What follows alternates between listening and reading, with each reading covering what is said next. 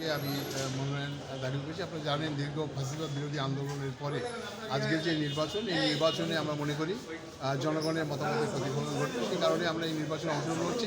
একটি রাজনৈতিক দল বিএনপি অনেক বৃহত্তর সংগঠন, এই সংগঠনে অসংখ্য সংসদ সদস্য হওয়ার মতো উপযুক্ত এবং যোগ্য মানুষরা আছে। সেই কারণে অনেকেই আবেদন করেছে, আমিও আবেদন করেছি এবং তার প্রেক্ষিতেই পার্টি যে সিদ্ধান্তই দেবে সেই সিদ্ধান্তের চূড়ান্ত সিদ্ধান্ত বলে বলা হবে। এইটা আমি এবং আপনাদের সাংবাদিকদের সকলের সহযোগিতা প্রত্যাশা করছি। তবে নির্বাচনের পরিবেশ কেমন?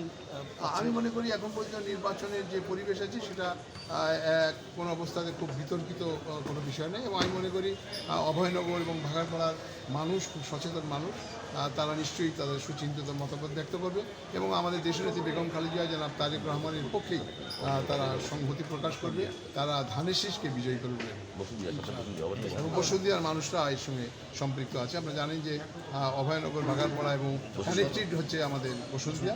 এই বসুন্ধিয়ার মানুষরা ইতিপূর্বেও আমি যখন উপজেলা নির্বাচন করেছি তখন বসুন্ধিয়ার মানুষরা নিরঙ্কুশভাবে ভোট দিয়ে বিজয়ী করেছিল। প্রায় 10,000 ভোট আমি সেখানেই পেয়েছিলাম।